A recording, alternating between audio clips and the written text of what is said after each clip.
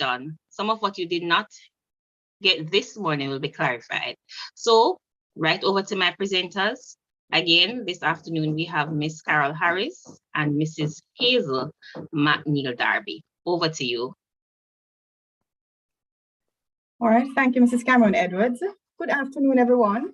We hope that you got some time to rest, enough time to rest, grab a bite, and also to do the lunchtime assignment. So we are going to continue from where we left off. We have to look at a few more things, and then we will next step into the lunchtime work which you got. So let's begin.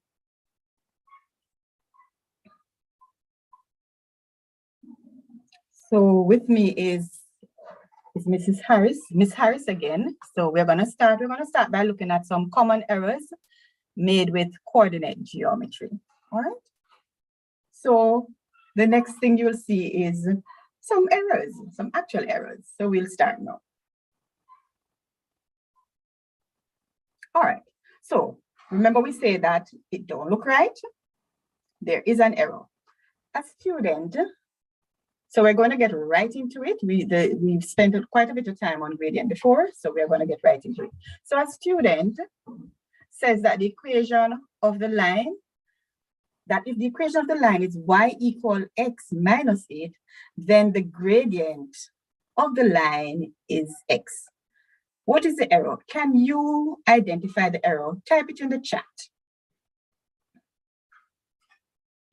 Also, you'll find in the chat the link to the lunchtime assignment, what we call the tutorial. So we'd like you to type in the chat, what is the error? The student says that it is x. Okay, we have Ravon says the gradient is 1 and not x. Anyone want to agree with him? You could just say I agree, or you could type your own answer. Or I disagree and type your own answer. Ravon says the gradient is 1 and not x. Anybody else want to say something?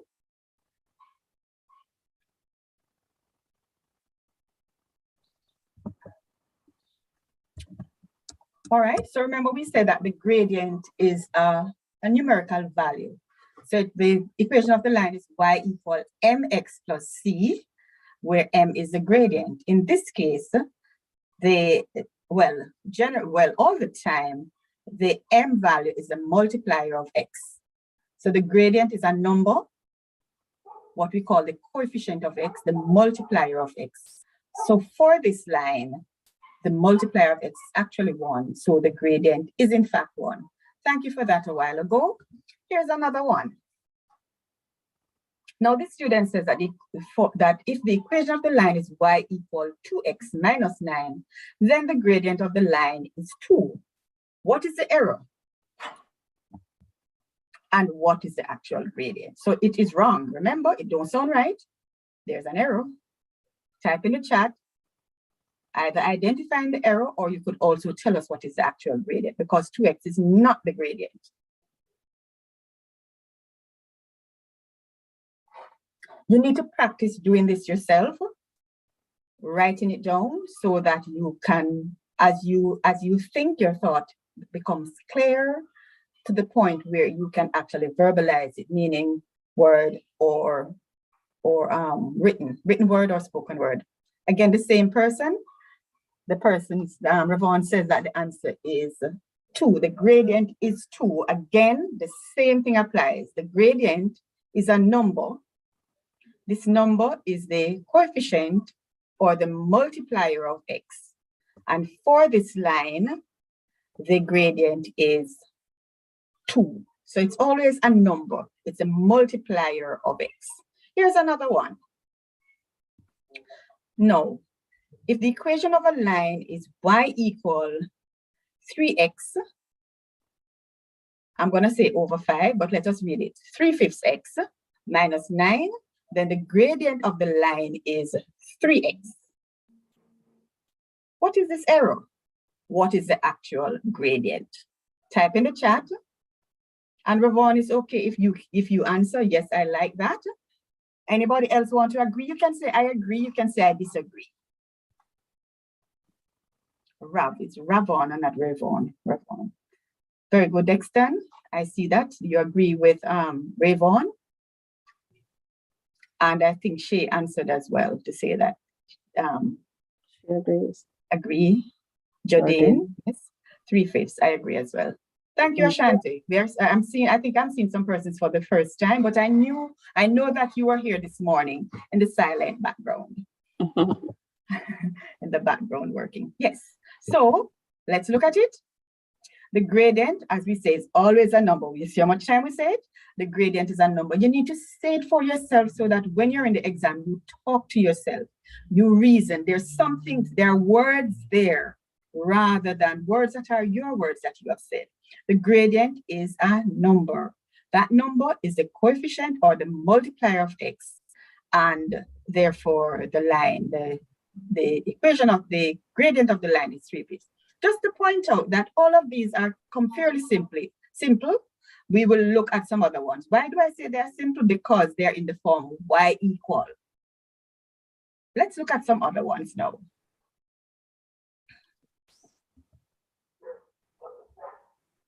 Ms. Harris, you'll take over? I will.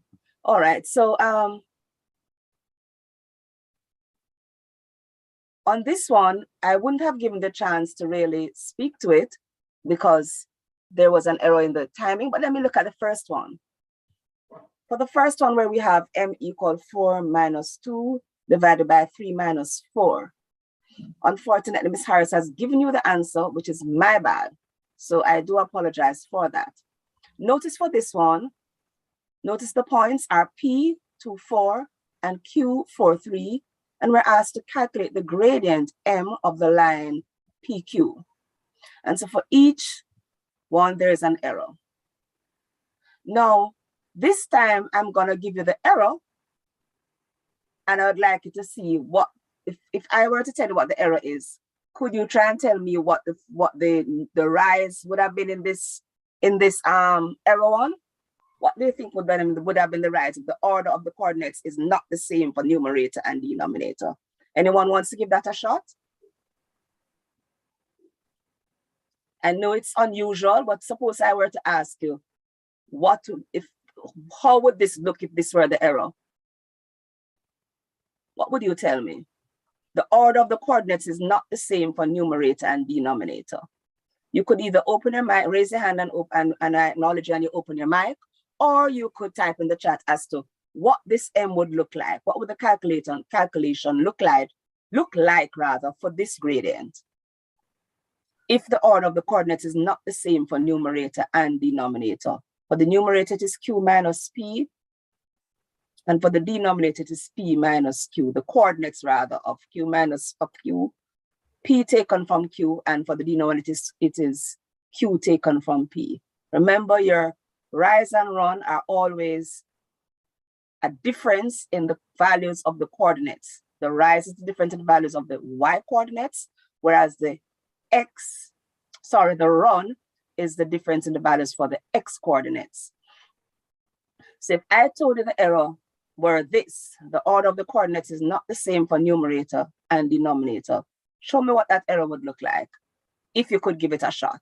Unusual question, but you could give it a shot just the same.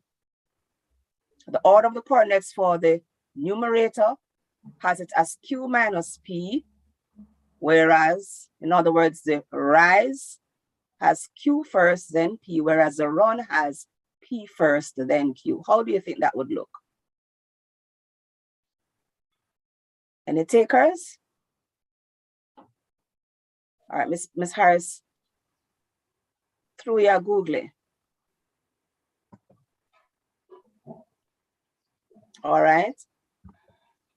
In this one, here are the coordinates. The coordinates are Q minus P. Remember your rise.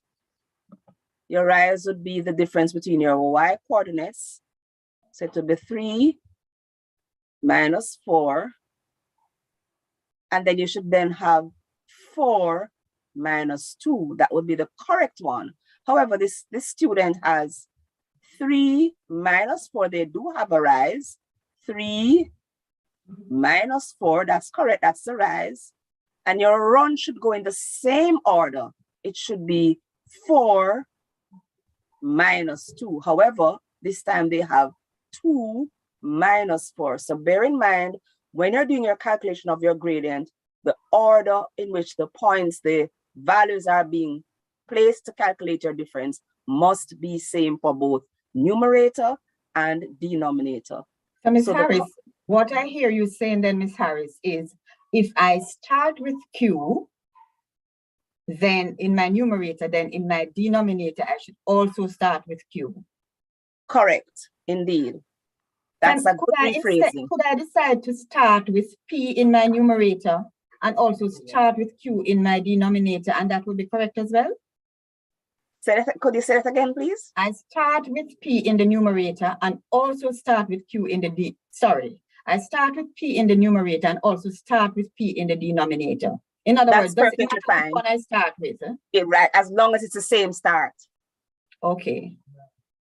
All right. So let's clarify that. Thank you very much. That. In writing it, you decide which point you start with. You can start with P, then you write the PY value first. Correct. Indeed. And then in the denominator, right, you start with the PX value. Or I could decide to start with Q, and therefore I start with QY value at the top and the X value at the bottom. Indeed. All right. Okay. Thank you for that rephrasing, Mrs. Darby. Indeed.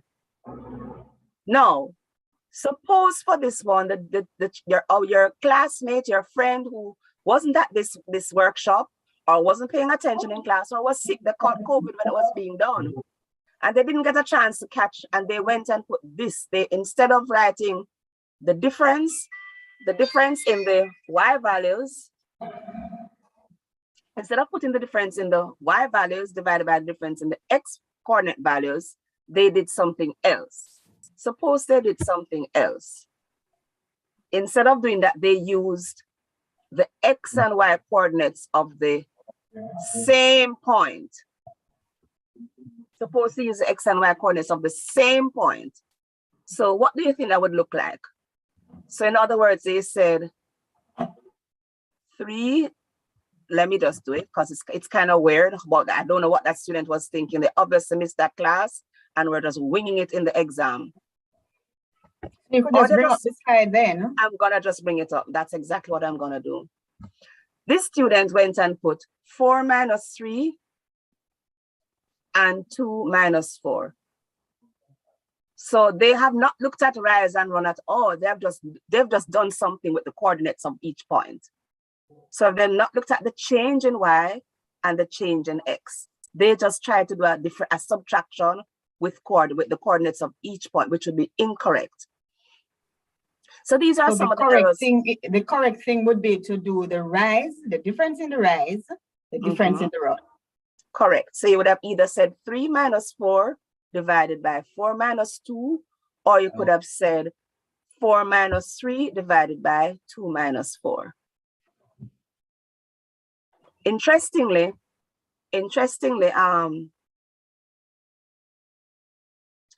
this could also be seen based on the coordinates of the point.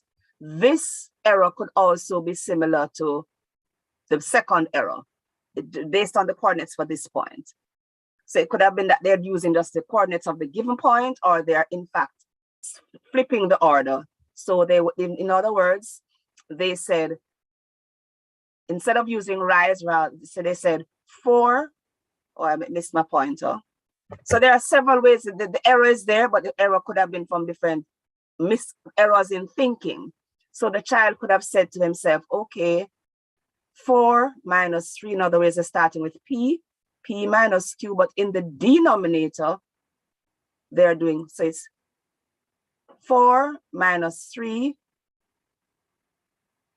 is 4 minus 3 a rise,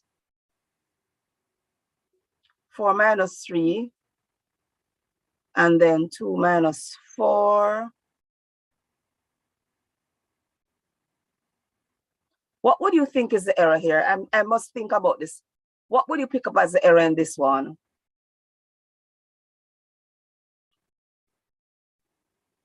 Four minus 3 and 2 minus 4. Interesting. So there could be different errors. And based on this one, based on the calculation that is here, so it will be 4 minus 3, 2 minus 4. What is the error in this case? Talk to me. Is there an error?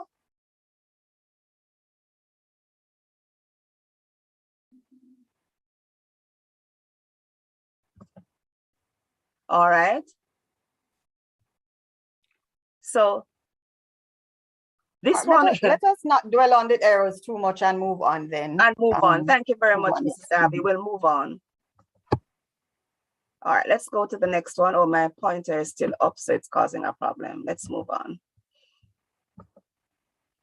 All right, what about if a child had, what is the gradient of the line represented by 3y equal 2x minus 6? Okay.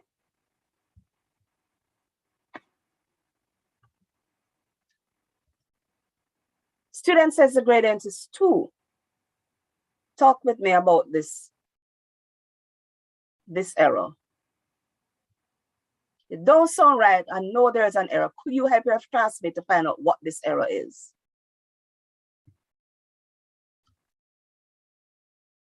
Is the equation looking in the way we normally expect it to look? Is it looking like y equal mx plus c?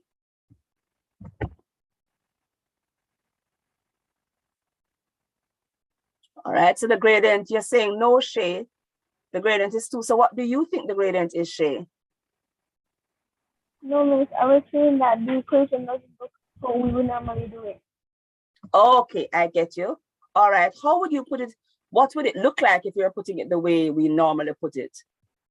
Or actually, before I go there, how would we normally put it? That's what I should ask you. How would we normally put it? I might have said it before, but say it again for us, please. Anyone, doesn't have to be Shay, could be any one of you.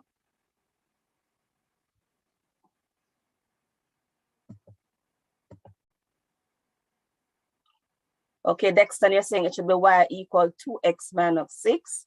All right, Jordan, what would be your question mark beside the 3y? What's your question on the 3y? There shouldn't be a multiplier on the y value. Why not? Should be just y equal 2x minus c.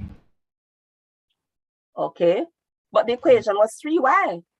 So how are we going to just suddenly change it to 2x?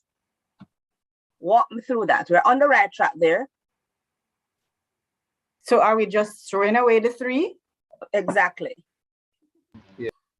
It needs a little bit more thought. Give it some more thought. Think about when you're doing your other aspects of algebra. If I want to make, instead of it being 3y equal 2x minus 6, I want to make it y equal something and something else. What do we call that in? What technique or skill do we use in rearranging it? I also notice that others are thinking along the line that it needs to be y equal, but in order to change from 3y to y, you can't just let the 3 disappear. You have to do some math. I'm going to try not to tell you. You have to do some math. What did you do to the 3y to now have y?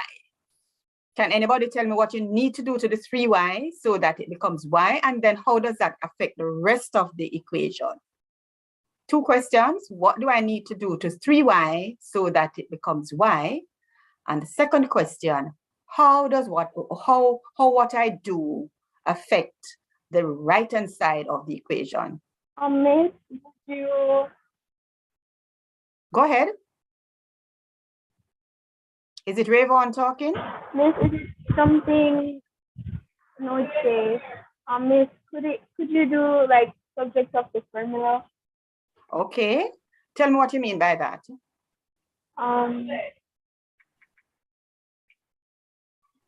So because the 3 is being multiplied by the y, would you divide 3 by each side?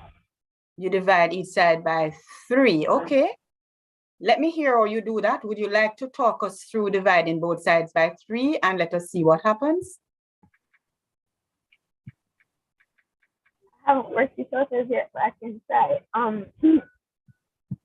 So you would get rid of the 3 where the 3y is, and then you would have 2x minus 6 over 3. Okay, so everything on the right-hand side would now be a numerator and the denominator would be 3. That's what you're saying? Yes.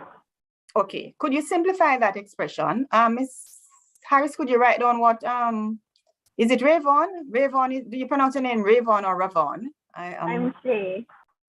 Oh, it's Shay. This is Okay, Ravon. Shay. Oh, Ravon is a male. Okay, Ravon. Okay. So Miss Harris will write down what Shay has said, and then if Ravon want to speak to chime in later on. So she's saying divide both sides by 3, and we end up with y, and then 2x minus 6 all over 3. Could you write that down for me, Miss Harris? And then, Shay, could you continue the conversation as Miss Harris is writing it down for us? On the right side now, when you have 2x minus 6 over 3, the only thing that can actually cancel out is 6. So final answer would be y equals 2x minus 2. But you didn't do anything to the 2x. Miss Harris, could you write down what is on the right-hand side for me, please? Okay, Pen? so the right-hand side has 2x. Pen. Oh, pen On instead? the All right, screen, let me on write the it down. screen. Yes. All right, okay, then on let the me try the screen. pen instead. Try Okay. that. All right, so one answer so far is 2x minus 3. Ravon, could you go ahead?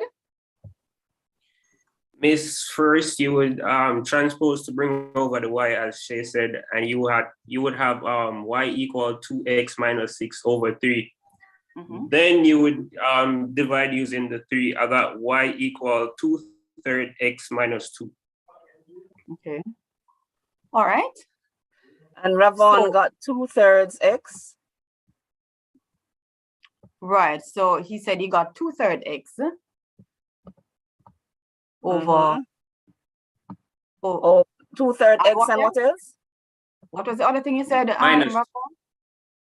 Minus 2. Minus 2, Ravon, okay. Okay, so let us examine this to see where you go. So you are saying that you would divide the left-hand side by 3 and you get y. You divide the right-hand side by 3 and we get 2x minus 6, and all of that would be over 3 because we are dividing the entire right-hand side.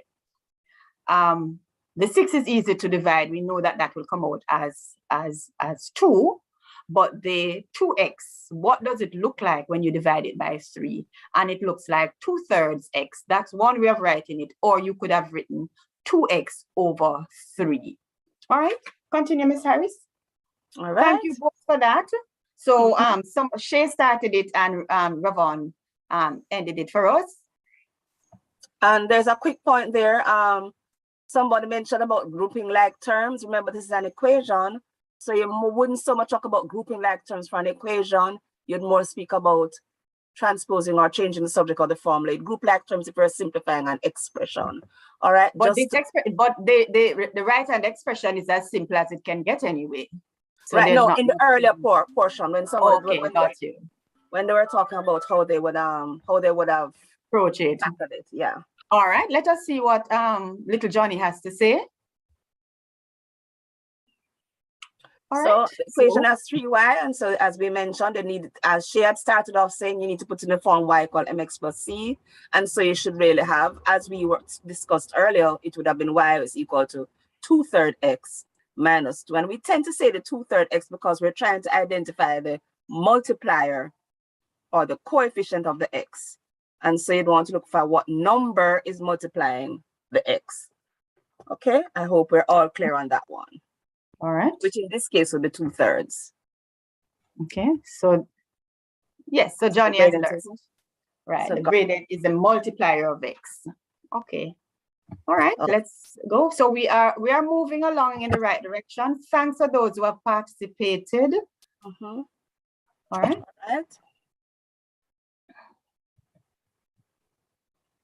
Next slide. Mm-hmm. All right. So we're going to start with some exam tips before we go into the exam questions. So that part that we just did should have been done at the end of the morning session, but it's okay for us to do it now. So the paper 1 is a 90 minutes paper. That's a multiple choice. It has 60 marks, 60 questions. Each question is a mark. You are not allowed calculator in the paper 1. And because it is 90 minutes for 60 marks, you know that on average, it is about a minute and a half for each question. That means that if you find out that you're doing a question and you're spending 2, 3, 4 minutes on it, that's too much time on one question. So you need to maybe place a mark on the question paper to indicate the question that you have skipped. So you find out that you start doing it and you're struggling, don't spend too much time on it. So mark it on the question paper that you have skipped this one, or you're not sure of the answer and you'd like to go back to it, so that when you're ready to go back through the paper, you can quickly find the one that you would have missed. In addition to that, you have to be careful when you're shading that bubble sheet, because suppose you are, say, at question 15 and you miss, or you did not indicate an answer for question 15 and you skip to now 16, then you need to keep track. So each time as you're working, look at the question. I'm doing question 25. So shade 25. We have to be very deliberate in how we do it. So you need to practice doing multiple choice questions so that you know the nuances, the little things that can annoy you, the little things that make the big difference in it. The paper 2 now is 2 hours 40 minutes, and that is actually 160 minutes, and the number of marks is 100 marks on the paper. So calculators are allowed on the paper 2. We call this the essay paper. So for the essay paper, you show your working. You have to show your calculation. So if you're doing the gradient, you need to show how you got your gradient. You need to show the numerators and the numbers that you subtracted, the denominator, what you subtracted, and so on. You also use information given, such as you might get an equation, you might get a diagram, you might get a table, and you use this information to solve problems by showing your working. And you might have to explain how you know. In other words, it might say, justify your answer. It wouldn't necessarily say, tell us how you know, but it will say, use calculations to show something along that line. So you need to pace yourself. Again, this is about 1.5 minutes per mark. So if you're doing a question and it carries 6 marks, it means that you need about 9 minutes on it. If you find out that a 6-mark question is taking you 15 minutes, then maybe you want to move away long before that. And then, of course, indicate on the paper where you need to come back and look again. All right? Remember, you write on the paper too. The question is there and the space is there for your answer. Continue.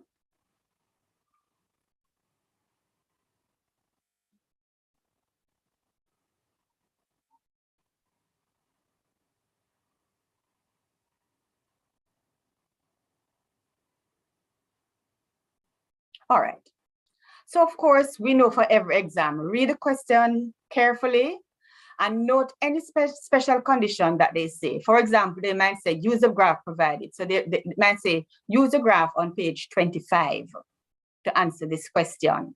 Use the graph above to answer this question. In your multiple choice, they usually talk like that. Use the graph above, use the graph below, use the table below.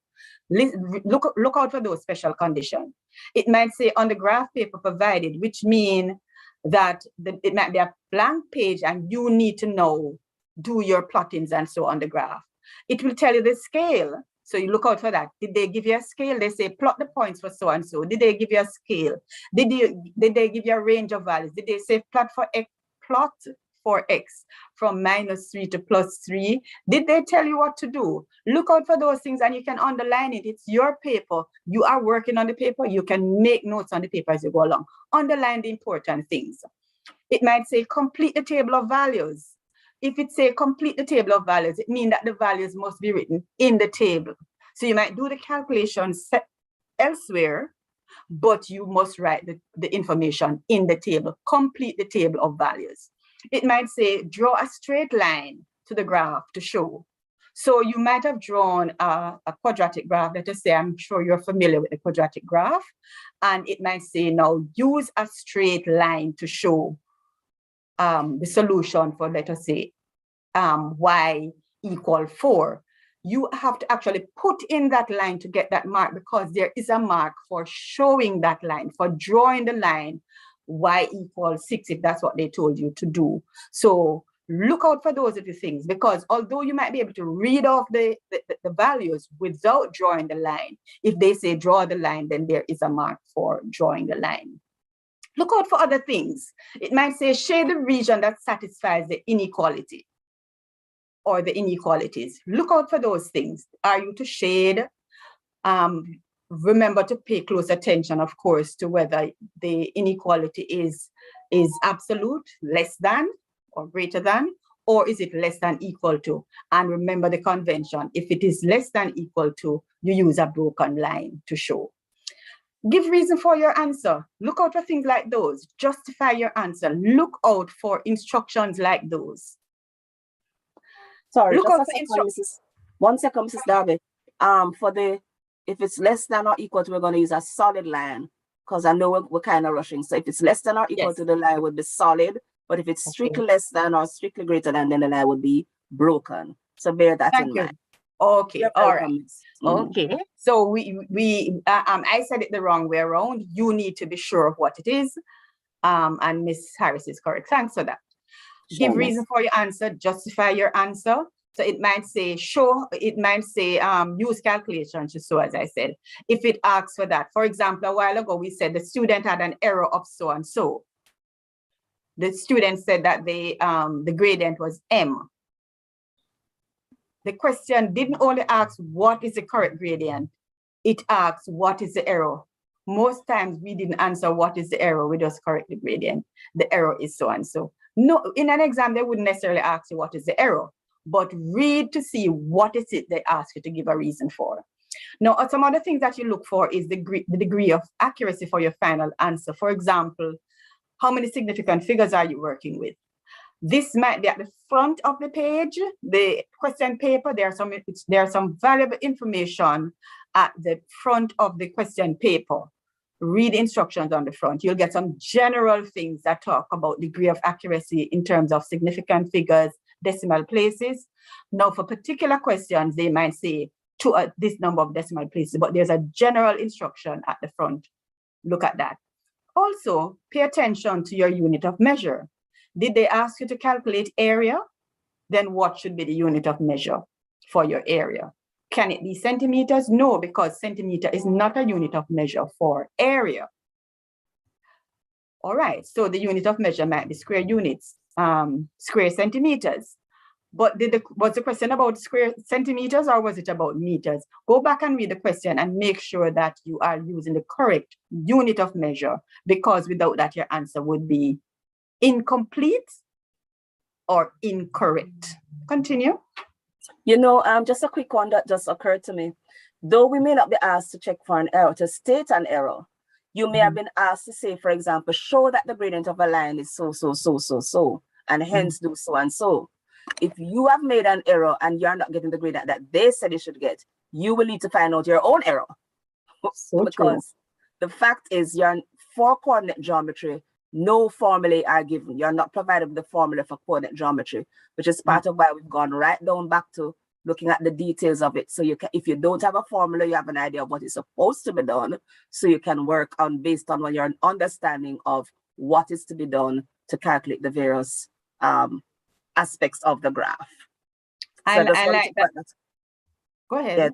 Yeah, right. Just the fact that you may not be asked what the error is, but you might have made the error and you need to find out your own error and be able to correct yourself. The ability to self-correct is critical.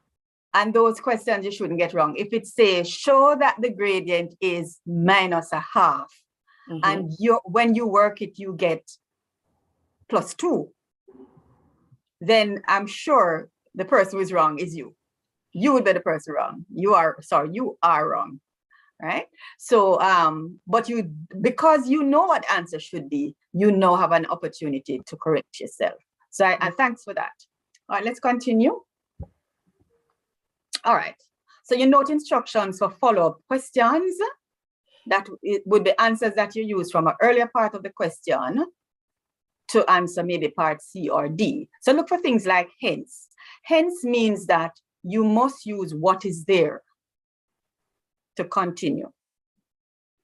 If it says hence or otherwise, for example, you might have been using a graphical method and no, it says hence or otherwise. It means continue, hence means continue to use a graphical method. If they give you the option of or otherwise, it means you can use a calculation method. On the flip side, suppose you are doing a calculation method, you can always switch to a graphical method.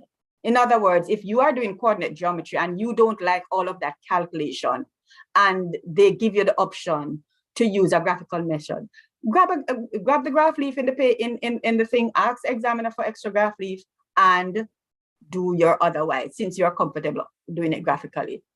And look for things like determine the value when, right? It means that use what you have, continue from there. Ms. Harris, you have to take over.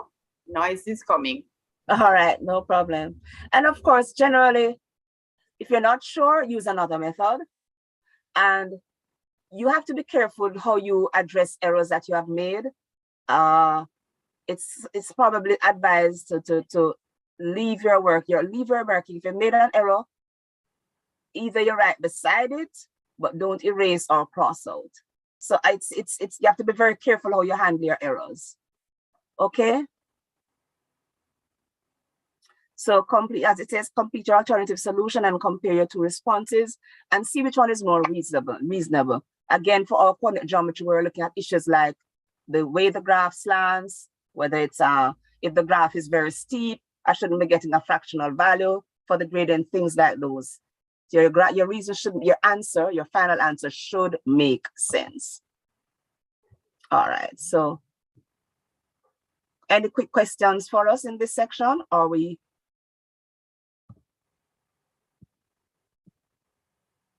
All right, we're gonna jump right into, so we've gone our lunch and we've now look at, sorry, this is not supposed to be here.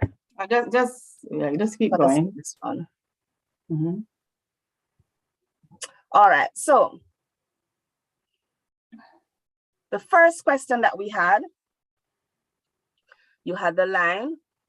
So maybe I could toggle the screen. Could anyone share with me what you got as your equation for the line for the x of the line for the equation of the line for the x-axis? Ms. Harris, maybe we could go to the Google form. Yes, and then come back to the answers here. All right, so give me a minute. Let me just stop sharing for a moment and then we will look at that brief for a while. Okay. All right. So while Ms. Harris is looking at that, going to the Google form, let me ask about the lunch assignment. How did you find it? Was it manageable? Did you find things there that were not too familiar? Was it too easy? Let us know. Type in the chat. Tell us about the lunchtime. Did you find time to do it?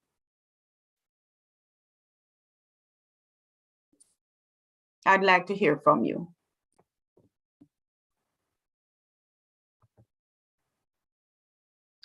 Okay, Shay says not finished, but I guess you started. Okay, only one person did it. Okay. Somebody said it was manageable. Okay, somebody said that they were occupied otherwise. So it seems as if we had better go to the Google form. Mm-hmm. All right. But you see, right after you learn something, it's good to practice, right? It's good to practice right after you learn. So we're okay. Dexton, you were here this morning, man. You weren't here this morning? Okay, all right. I don't think Dexter was Fine. here this morning. All right. You're not finding the Google Sheet, Miss Harris? No, I found it. I found it. I'm about to come back and share the screen now. Okay, all right. So it seems as if we'll have to Kind of just help walk you through them. through. Yes. Yeah. All right. I wish you had at least looked somewhat. Attempted it. Mhm. Yes. Okay. Some persons might have been occupied in the morning session. So let us see how we go here now. All right. So there's a link to the Google form. You can jump right in now. Get to the form and you still have the opportunities. So there is information from the question. It says the graph below shows two straight lines, which we have labeled L1 and L2. So although the label for L2 is not there, you see L1, so you know where L2 is. It must be the other one.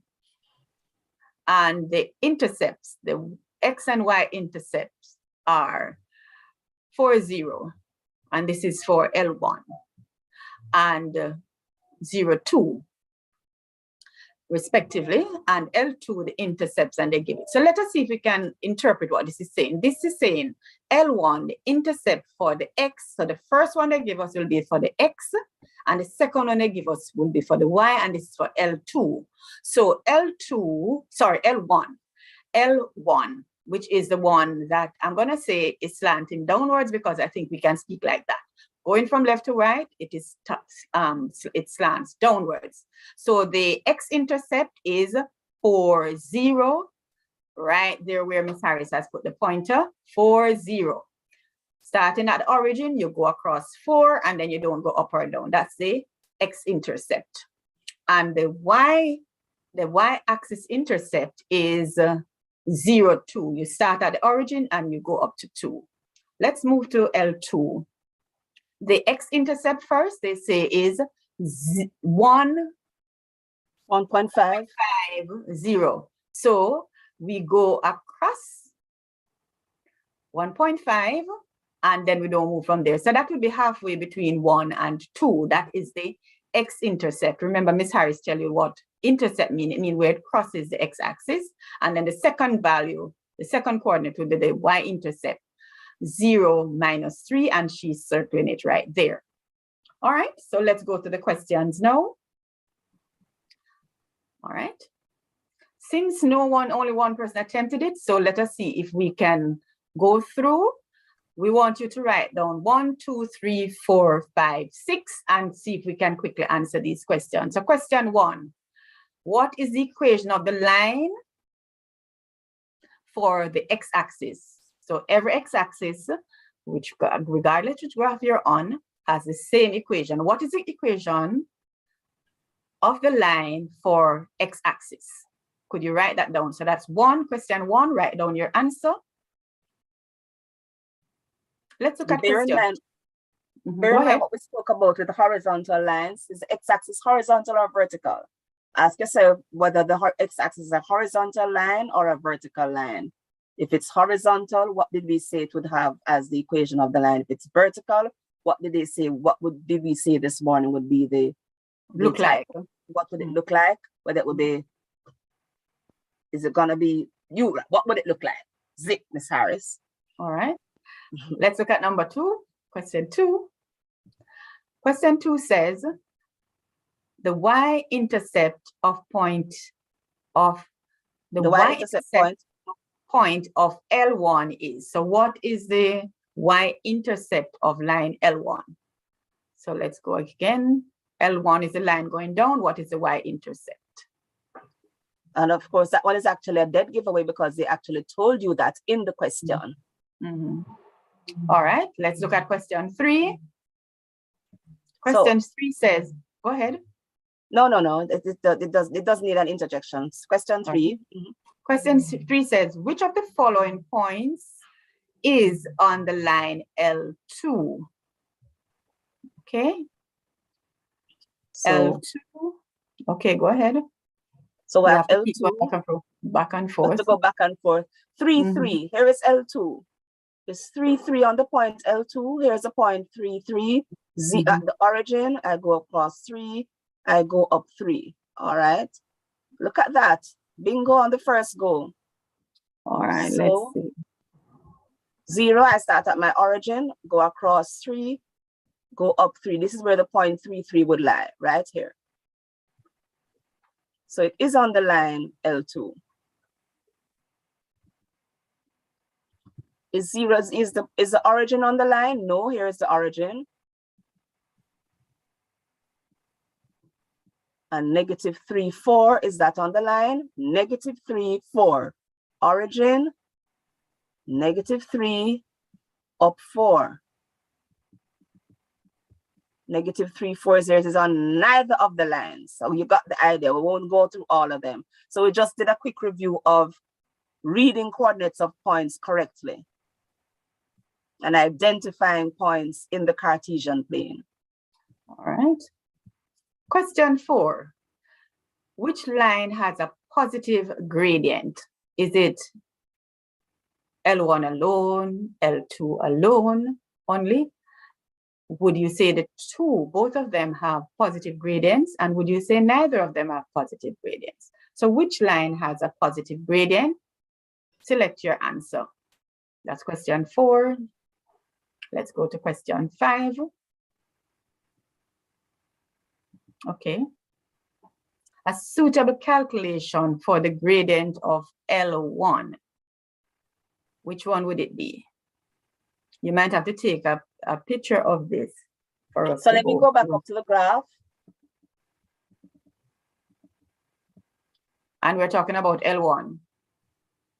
Was the question about L1, Ms. Harris? Yes, it's asking for a suitable calculation for the gradient of L1. So maybe what you could do is to look to see what is the actual gradient for L1. And then after that, you can go down and see which one best match L1. So what would be a suitable gradient for L1? So what is the gradient for L1? Would the gradient be positive or negative? Would it be a gentle or a steep slope? In other words, would it be 2 or closer to a half? In other words, would it be greater than 1 or less than 1? You can use those ideas to help you. All right, let's go down, Ms. Harris. Okay. All right, that would be 4. That would be 5. Choose your answer. All right, and then let us look at 6. Okay. I'll give you some time to choose 5 and then I'll read 6. All right, question 6 says, write the equation of the line for L2 using appropriate calculation. Show that the lines are perpendicular. Now notice the instructions here. Write the equation of the line for L2, use appropriate calculations. You can't use a graphical method. It says you must calculate. You must calculate. Use calculation to show that the lines are perpendicular. What is it that we know about perpendicular lines? That when we have completed our calculations, it will show. It will show. So you'll need a closing statement to say, since so and so, so and so, the lines are perpendicular. What is particular about this question is that they have given you the answer. They told you that the line is perpendicular. What do you know about perpendicular lines that you will use as proof? All right, Ms. Harris, we can go back to the PowerPoint and look at these 6 questions and then we continue from here. All right. Back to the PowerPoint. And back to the PowerPoint. Remember, it's 2A. Yes, I think I'm at the 2A from current slide. All right. So now we're going to look at the answers. We mentioned a few of them. Notice that we said I'm not that, seeing the screen. oh, I'm not seeing the PowerPoint. where did I go wrong there? New share.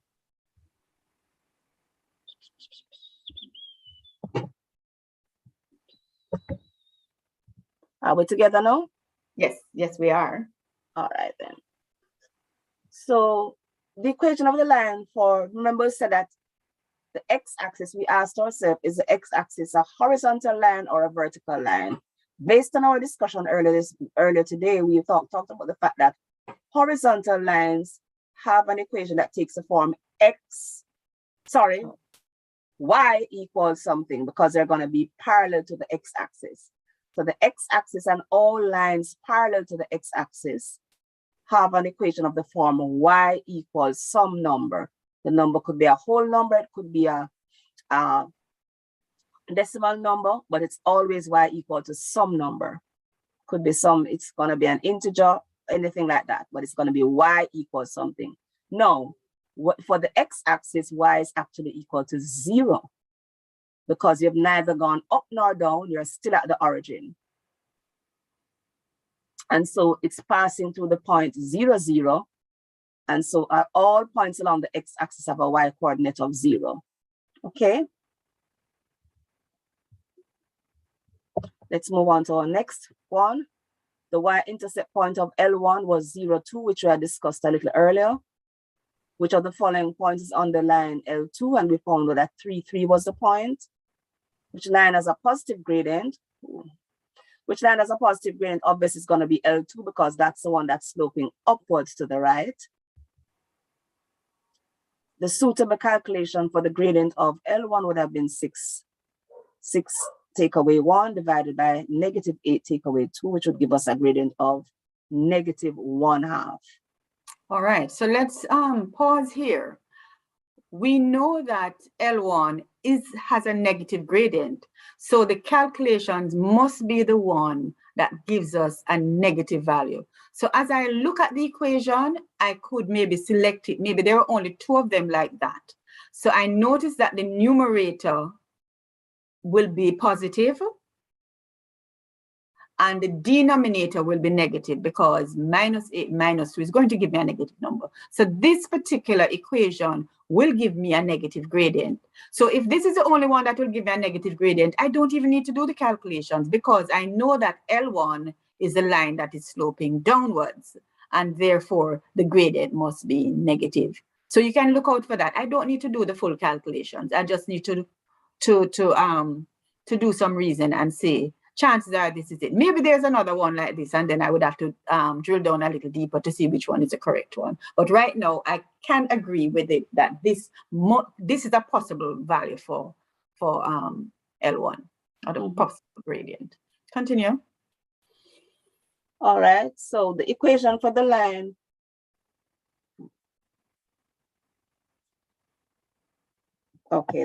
oops. So the equation for the line we would have found that would have been y equals 2x, because we would have worked out the gradient to be 2. Since the gradient is 2, it would have been y equal 2x minus 3. So pardon us with that 2 in front of the y, it would have been y equal 2x minus 3. Didn't pick up that one when I was reviewing. Okay. So it would have y been equal 2x. equal 2x minus 3. The gradient is 2, and so the equation is y equal 2x minus 3.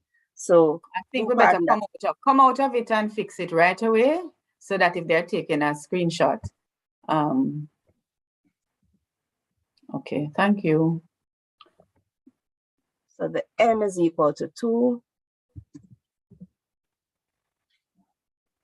All right. So the calculation for the gradient, as we say, is actually 2. When we do the calculations from question 5, we see that the answer is L1? No, L2. L2 has a positive gradient. L2 has a positive gradient. What's the gradient of L1 though? We worked out that one up here, so that was -1/2. -1/2.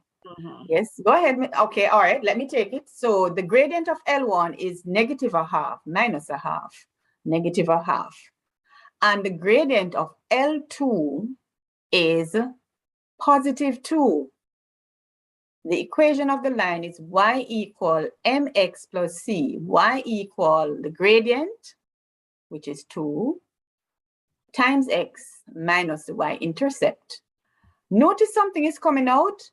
L1 is minus a half, and L2 is positive 2. Anything significant there? Let's continue, Ms. Harris. Do we go back to the tutorial since we have done these 6 questions? We could. All right, But let's take so how would you explain that the lines are perpendicular? What did we learn earlier on about perpendicular lines? What was significant with the perpendicular lines? Did you speak to that directly, Mrs. Darby? I don't think so. How would we know? What could we use in our from this discussion? Okay, go ahead, Ravon. Miss, is it that the product of the 2 gradients would equal to 1 to -1? All right. Asking or Okay. telling you. So what's the product of gradients? It's -1/2 times what again? 2. Good. So it would in fact be -1/2 minus 2. And you are in fact correct. So it would be saying that the gradient of the lines would be, the product of the gradients would be -1/2. For that would be the gradient of L1.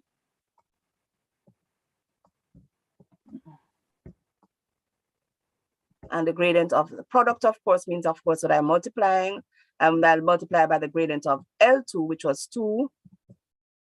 And as you rightly said, Ravon, the product of the gradients would be -1. And whenever when the product of the gradients of 2 lines gives us a -1, sometimes you'll hear it said that one is a negative reciprocal of the other. It will mean that the graphs, the 2 lines are perpendicular. And indeed, the product of the gradients is -1. And then you have to give your closing statement. Since the product of the gradients is -1, the lines are perpendicular. So you show your happy. Go ahead. Ms. Harris, did you say that we would have to write that? We would need calculation? to write, not just a calculation, that closing statement. Explain how you know. Could you give me that explanation again? I've done my calculations, and what would be something that I could say about what my calculations reveal? You could say then that since the product of the gradients is -1, the lines are perpendicular. You would need to add that statement. It says explain. It says explain. So after doing the calculations which test that the lines are perpendicular, you now need to complete your answer. Explain how you know. I know, you don't have to say I know, because you don't have to say because, those not adding anything to the conversation. You need to say since the product of the gradients is -1, then the lines are perpendicular. You have to say, put on that then statements. You have to say something. And if you don't practice, what is it you're going to say when you come upon the situation? You'll be in the exam and saying, oh, I'm going to say this. I know what I want to say, but I don't know how to say it. Write down your sayings. Write down your thoughts so that you learn to answer questions in exam, because you do a written exam. You don't do a spoken exam. All right. So do we go back? So we're going to go back to the tutorial. We're going to take the other questions. All right, let's take the other questions now. Starting at question 7. Yeah, we're going to go to question 7. So we're at question 7 now. Anybody have any questions, any concern, anything you'd like us to clarify at this time?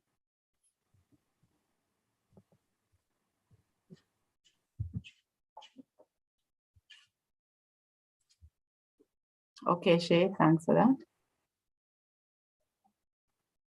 We're not seeing. All right. I'm sorry, just one moment, please. So what we would have to do then is, give me a minute, please. Don't know why I'm not seeing. You're going to bring out the Google form. There's a form. All right. So here we have 2 lines. We're not seeing the form. Not seeing the form?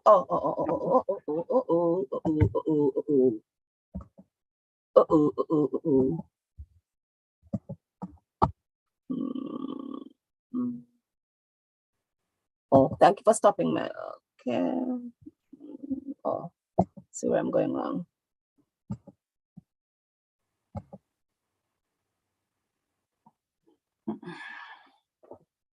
All right, this is question 7. Okay. So this says, use the graph shown to answer question 7, 8, and 9. So there are 2 lines as you see, line 1 and line 2. You know the kind of information we ask you about the lines. So you can extract whatever information you think you need to take from it at this time, so we don't have to keep going back. What questions do you think we would ask you? What information are you seeing from the graph at this time? Okay, so I'm asking you, and I expect you to, not expect, I would like you to answer.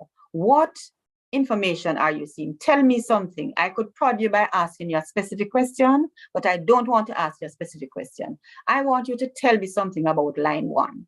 Tell me something about line 2. And I'm not telling you what type of things I want you to tell me. Go ahead and type in the chat or raise your hand and we'll acknowledge you.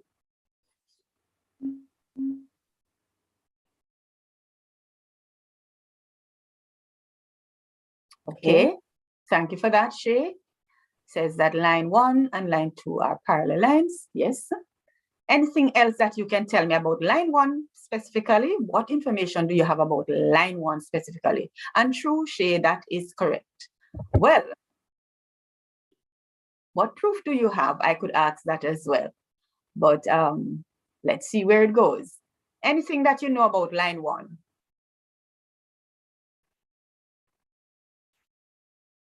So let me ask a specific question. What is the y-intercept for line 1? What is the y-intercept for line 2? What is the gradient of line 1? What is the gradient of line 2? Whenever you see lines, ask yourself those questions. Those are questions that you might need to know. So I'm asking you, and I'd like some responses. What is the y-intercept for each line? We need to practice.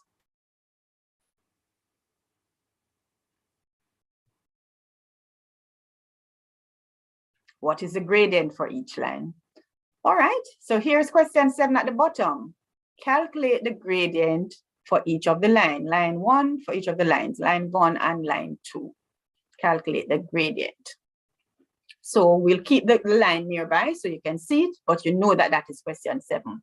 Calculate. It says calculate. In other words, you must show some calculations. You can't just give me the answer. Show some calculation. What should that calculation look like? All right, let's move on to question 8. Question 8 says, determine the equation for line 1. So remember, it's the same thing I'm asking you. What is the gradient? What is the y-intercept? Because you need those things for the line. So determine the equation of line 1. And then question 9 is right there peeping out at the bottom. What is the geometric relationship between line 1 and line 2? Justify your answer. So we have question 7, question 8, and question 9. Before we go to the solutions, I would like to see you attempt your attempt at the answer. So I'd like to see you type in the chat whether you want to say question 7 and give your answer, question 8 and give your answer, or question 9 and give your answer. You need to practice. So let us give you a little time to do it since the time was not there during the lunch time. So I'm waiting for some answers now.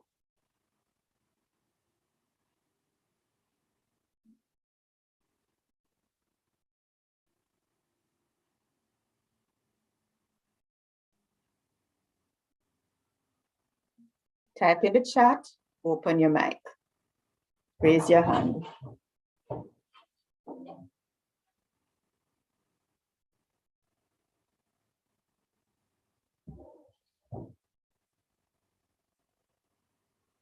All right, so let's go to the PowerPoint and get our answers.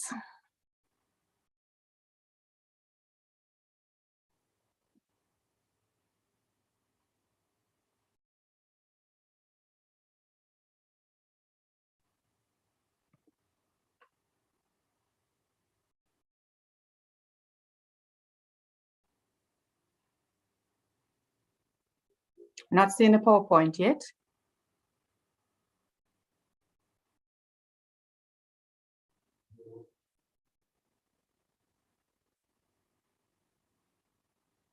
And still no answers in the chat.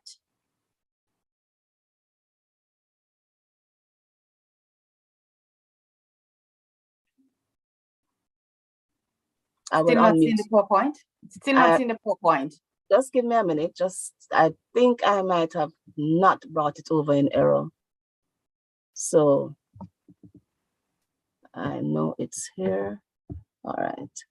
2A. So, mhm. I'm still waiting for some response in the chat. It's okay to get the answers. It is better if you made an attempt and at least you see how your thinking measure up with what the right answer look like. So I'm still waiting to hear some response in the chat.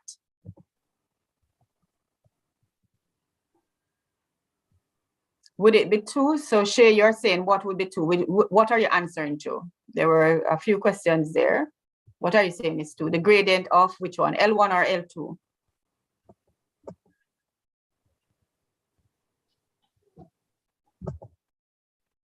Okay. Still not seeing the PowerPoint? Okay, ready to show you now. Thanks for responding, Shay.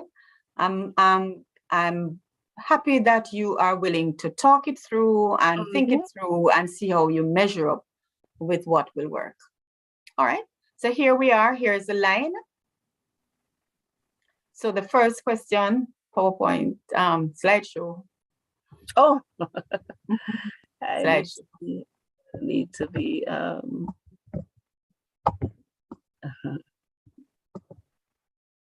All right, so let's go now. So we're using what you know, the equation of the straight line is y equal mx plus c. And the first question is, what is the gradient? So the gradient of it is 1. Okay. All right, so how do we know the gradient is 1? If we form the right angle, as Ms. Harris would have instructed us to do, make a right angle that touch the line 2 places, then we can see that the rise, based on her right angle that she has drawn, the rise is +2 and the run is +2. So that would be 2 divided by 2, which would give us 1. Ms. Harris, could you draw another line and let us see what that looked like? Could you do 3, 3? Okay, let's work with 3, 3. Mm-hmm. And so the rise would start at the origin maybe? Yes, that's fine.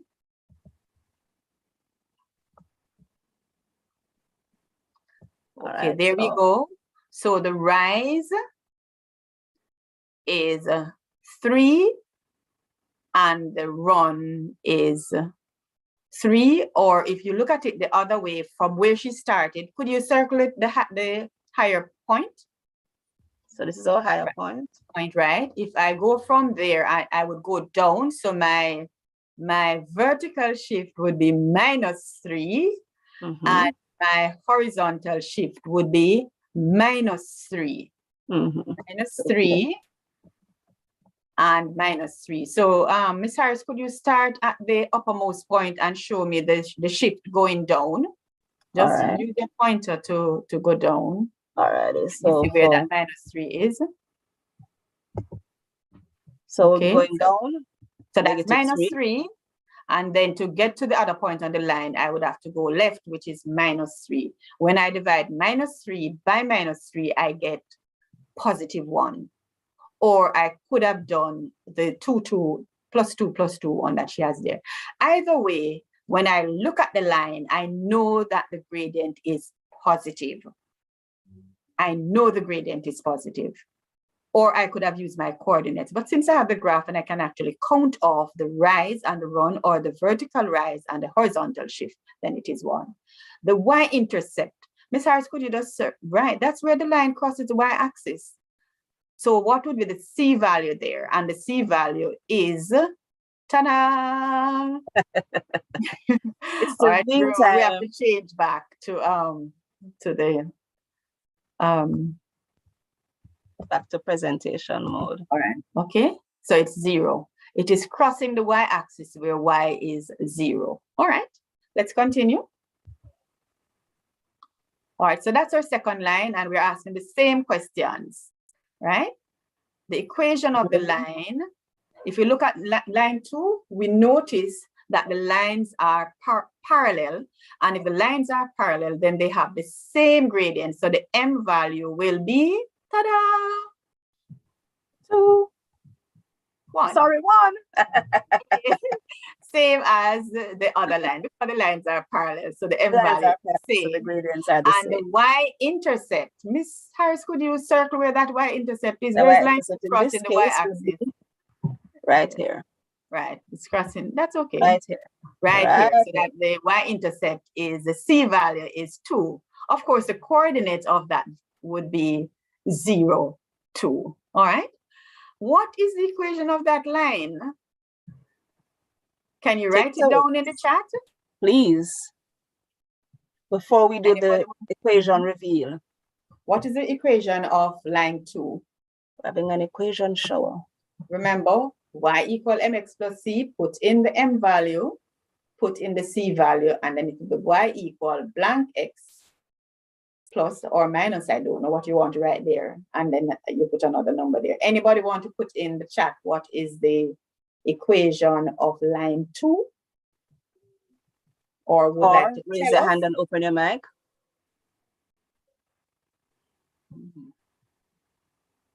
Wow. You're gone quiet on me. Give it a try.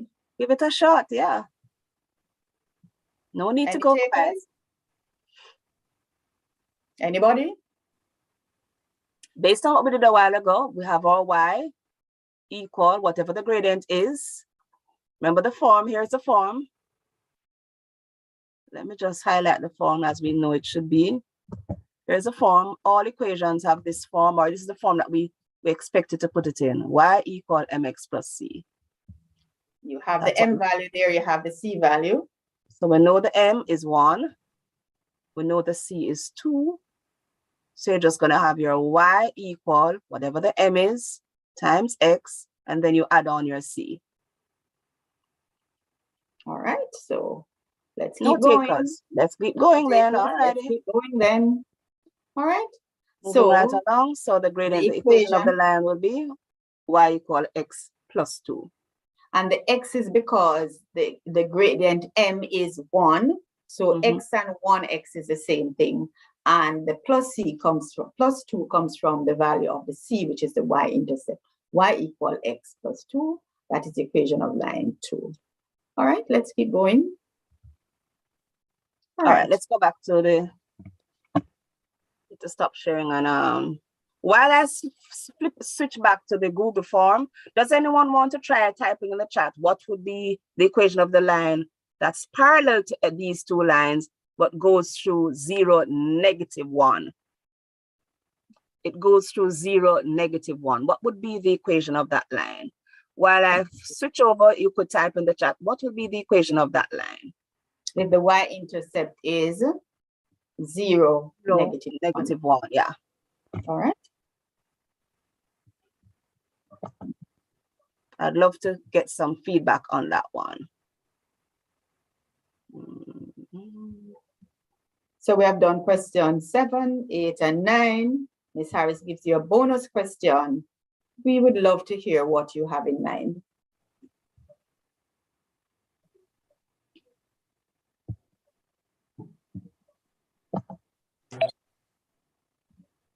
I hear an open mic.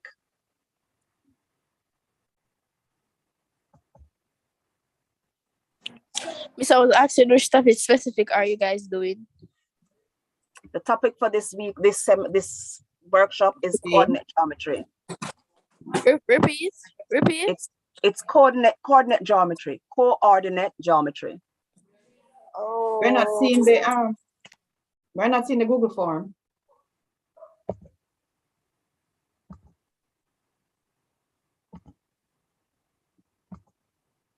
So we're still waiting on the answer to the bonus question, which is if the line crosses the y-axis at -1, what is the equation of that line if it is parallel to the lines that are there?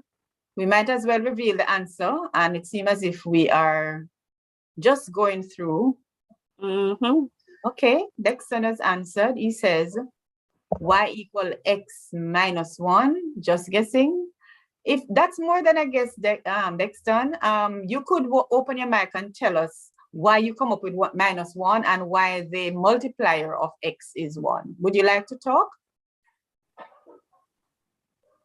Oh, Coach Dexter, I'm a she. Okay, we should laugh out loud on that one.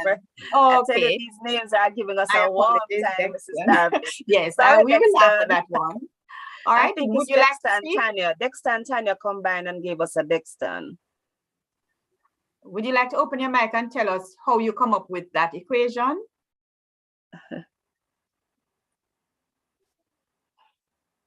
All right, we'll tell you, Dexter, that you are correct. Can I ask another bonus question? And this is open to everybody. You can. Here we go, Miss. I cannot put it into words, really. All right. Same thing we're saying. So I take it, or you take it, Miss Harris? Let's see if we can try putting it into words, Dexter.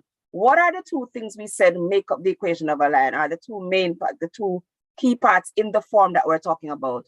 It's y is equal to some gradient value times x, and then we add on the value for the y-intercept. All right. If the line is parallel to the ones we showed, what's its gradient, Dexter? Or anyone. Or anyone, thank you, or anyone for that matter. This is why we want to help encourage you. Miss, I'm confused. Kish, were you here this morning? Eh? Were you here this morning? No. That's why you're confused, because now we're going through what we did this morning. So I'm So sorry maybe this morning. Miss, So what you could do is Miss, just get the link. That's okay. Oh, Okay. all right. I get it this morning. I just get it. All right, no problem. So just listen through this time. Try and listen through, and then it's on YouTube as well. So just take your time and soak it in. Name for YouTube. So Mr. Limi, could I'll you get it up. I'll send the link. All right. I'll send it to her privately. Okay, thanks for that. Thanks, Mr. Limi. You'll get the link for the morning session, and everybody will get it as well. So the conversation continues, and Dexter is responding. Its gradient would be 1, correct, because it's parallel to all those lines that have a gradient of 1. And so the multiplier or the coefficient for the x part of the equation must be 1. So we've got in addition, the multiplier of x will be the same as the multiplier of x for all the other graphs that we had looked at, which we say are parallel to each, and the equation started y equal x. So therefore, this one, because it is parallel, it would say y equal x. It would start in the same way. Continue, Ms. Harris. And it would start in the same way because we know that when lines are parallel, their gradients are equal. So they must all have the same gradient of 1. The other part of our equation is going to be the intercept portion of the equation. Now that intercept portion, we're just gonna quote unquote add it on. So I'm just adding on the y-intercept. So I'm gonna end up with y is equal to x plus a -1. That's really what I would have, but in algebra, we don't normally write x plus -1. Strictly speaking, it's not incorrect. However, we would simplify that and we'd end up saying y is equal to x minus 1. So because the y-intercept is -1, the gradient is 1, and our equation must be of the form y equal gradient times x plus c, then our equation is going to be y is equal to x minus 1. Did that? I hope that helped Dexter and the other classmates present online. Dexter, does that help? I have another question now. My question is, what would be the equation of a line that is perpendicular to the lines that we have there, perpendicular to the lines that we have there, and passes through the point 0, 3. What is the equation of the line that is perpendicular to line 1 and line 2 and passes through the point 0, 3?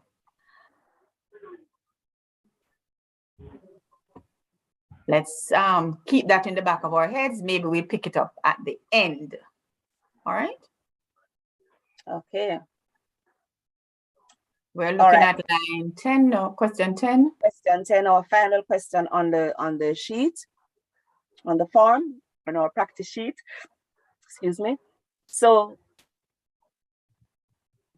we hope you have your graph paper, which is what we need for today. So most of you didn't get to do it before.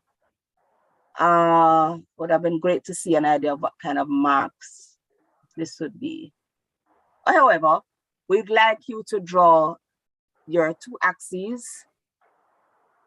No, maybe we should walk this through. No, do we have time to walk it through? All right, so can you take a few minutes and draw your X and Y axes 1 centimeter to 1 unit on both axes?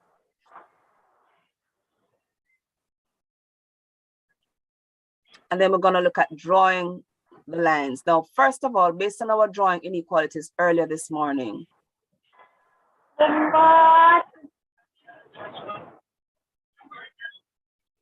So we'd like you to prepare the graph using the given scale. And then we also would like you to draw those 3 lines on the same graph and shade the region that is common to all 3. Let us see how far you can get. Ms. Harris, I consider, since we are streaming live, I don't think we should wait out the time for them to do it. No, we can't. But at least let them start with the pair. So take a picture of the question and we will switch back to the PowerPoint, which has the answer. All right, so we're taking a picture of question 10.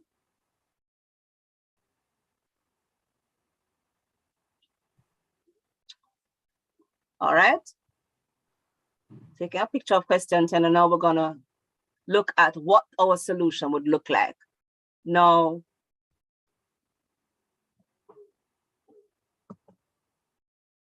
there is no hard and fast rule as to which line you plot first, which line you graph first. It just be important that all 3 are graphed on the same pair of axes.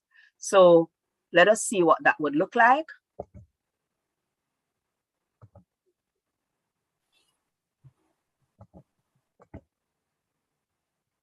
All right, let us quickly see what that looks like and come right back to it.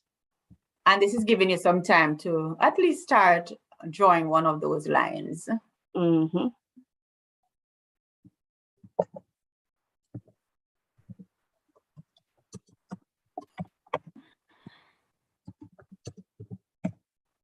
Okay.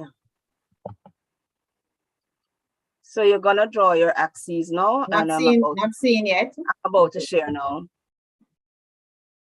And I'm not sharing yet, so let me share again.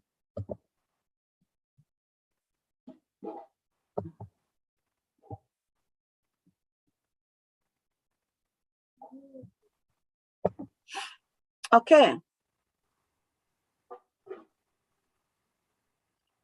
So we've drawn the graph and we're taking 1 centimeter to 1 unit on both axes. So of course, our diagram is not scaled, but you would have needed to scale your axis correctly to get that first mark. All right. Indeed, because your correct scale is always part of the mark for a graph question, always. The rest of the question asks you to draw on the same graph 3 inequalities. We have drawn one of the lines. Do you see which one we have drawn? That would be the blue line that you see there. We have drawn that line.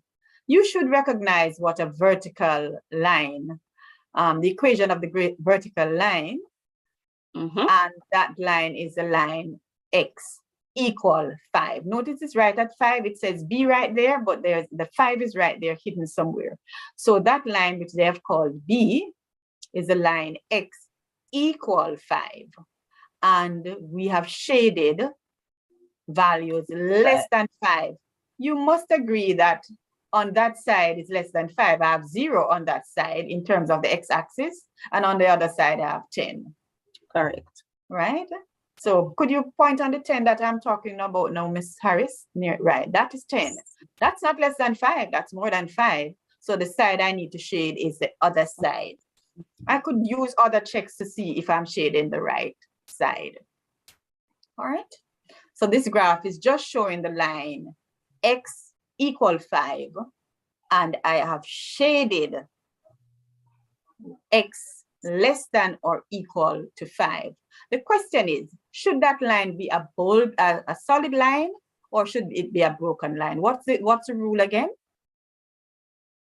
Yes. How do we know whether we should make it broken or solid? Broken or unbroken? Broken or solid? How do we know? There's a rule. What is the rule? Could somebody type in the chat what is the rule, or are we just here? Myself and Miss Harris seem to know it all, and nobody else would like to let us know what you know. Let us know what you know. Should the line be a solid line or a broken line if the inequality says less than or equal to? Anyone want to respond to that? Less than or equal to, should the line be a solid line or a broken line? All right, no takers. Ah, there's a taker, Broken there's line. a taker. Okay. Okay, broken. Okay. Why would we say broken? That's not the convention, you know. It could go either way. It's just that the convention is it. When we say convention, we mean what everybody agrees on. The agreement is that if the line is included, meaning you have the equal sign, it should be a solid line. Let me say that again. Convention. Convention means what everybody agrees on. The agreement is that once you say it is equal to, that the line is included in what you want, then it is a solid line. So it should be a solid line because it says x less than or equal to 5. And it is a solid line because of that. It's deliberately solid. It's not that I do it sometimes and not. I do it sometimes and not. The time when I make it broken is if it doesn't have the equal part on it. All right, let's continue. Thanks for responding though. Make a note of that. That if it says less than or equal to, you use a solid line. Or if it says greater than or equal to, once an equal sign is included in the inequality, you must have a solid line or an unbroken line. All right, let's continue.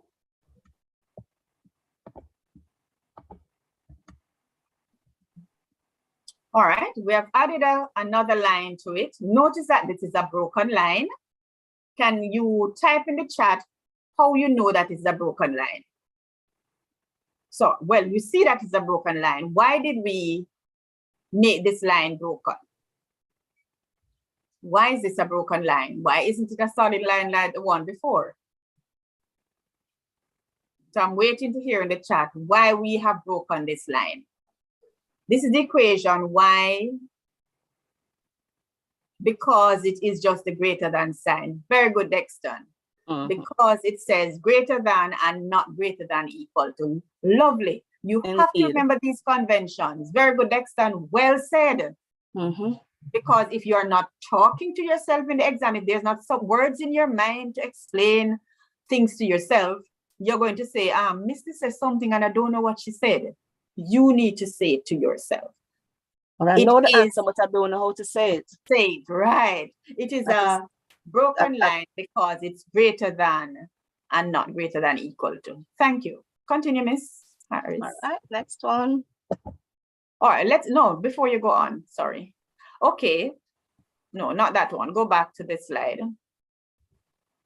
All right, so this is the equation y equal to, so I'm talking about the broken line that is there, y equal to 2x plus 3.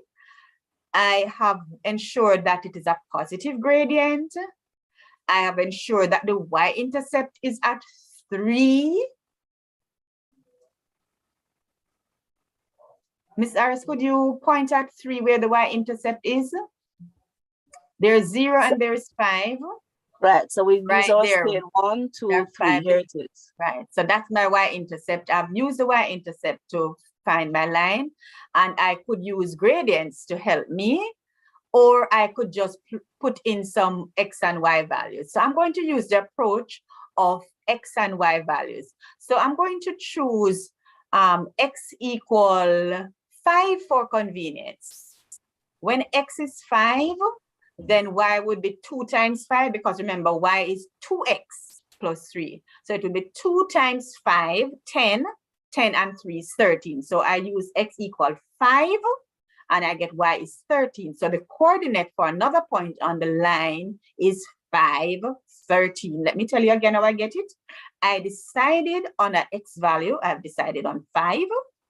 I use that value in the equation. When I work it out, I get 13. So y is 2 times 5 plus 3, which gives me 13. So my point is 5, 13, right where the highlight is. 5, 13. 5 on the x, 13 on the y. I could have used another point. I could have used 2. 2. Okay, let's use 2. So it will be 2 times 2. Let's use -4. Okay, -4. So -4 times 2 would give me -8. 8 and -8 and 3 would give me, ta-da! -8 plus 3 would give me -5, right there. Okay? And so you just find those 2 points and you join the 2 points and you have gotten your line. In coordinate geometry, you only need 2 points to what we call define the line. Once I have 2 points, I'm able to draw a line. So once I can find 2 points that lie on the line, or 2 points that when I put in the x value, I can correctly calculate the y value. In that case, I now have 2 points. When I calculate my 2 points, and I can draw my line by joining the 2 points. Straightforward. Just a quick point. I just want to point out something here. In doing this, this should really be labeling x equal 5. The region, this x less than or equal to 5 would be the region inside here. So if in case anybody took a picture of the graph, this x less than or equal 5 is not on this side, it's actually to the left of the line. Just to be clear where on the that. blue is, where shaded. So maybe yeah, but we want to go back into it to correct it. Okay, so just to have that clear on that one. Mrs. Darby, could you go back up to the slide before this, because I want to look at the third equation. Okay. And ask a question before we move on. All right. Go back to your pointer.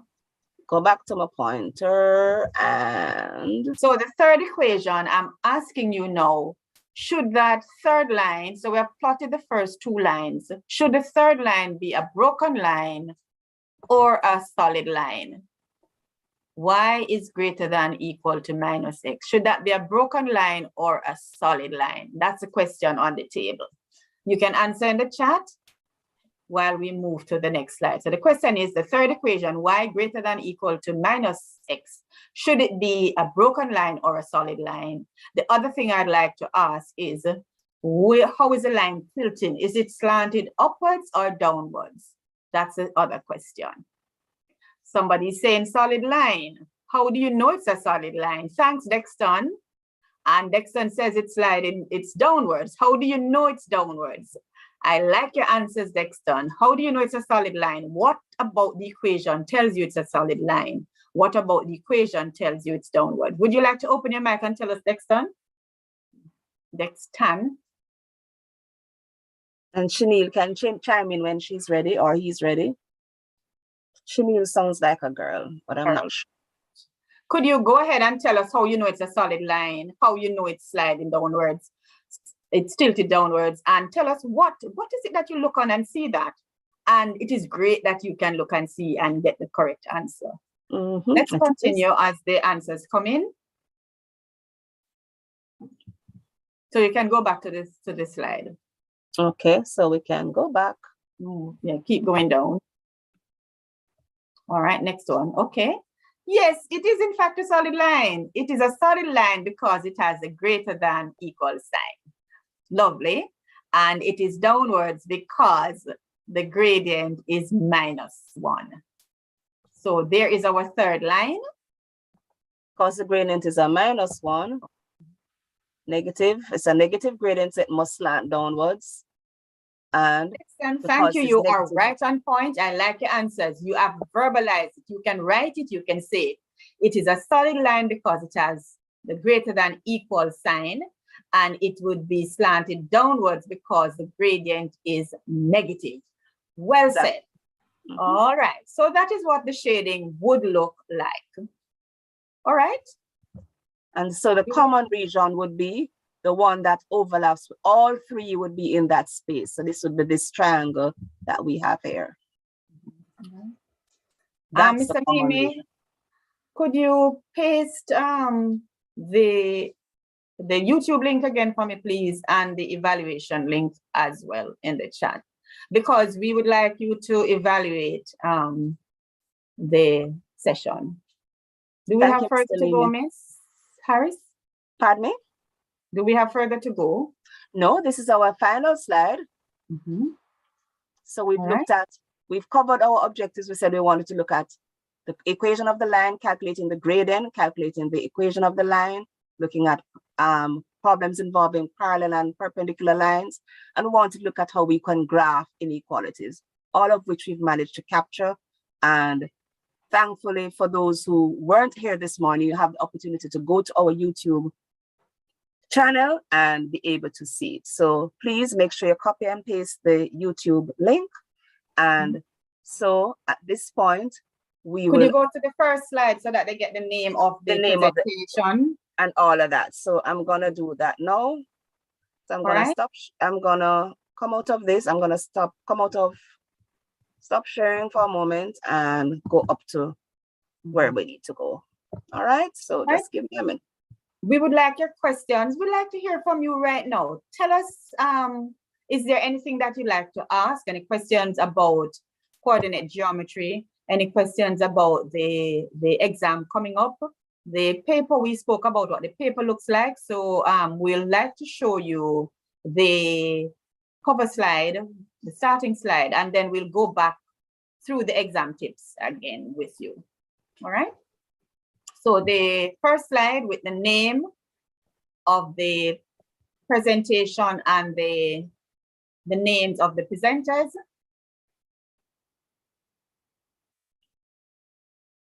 All right. And you would have gotten you should have been able to collect it. Cover slide, please, Ms. Harris, so that they get the name of the presentation. Again? Why do I keep doing that? Cover slide coming up. Cover slide coming right up. And we're in slideshow. All right.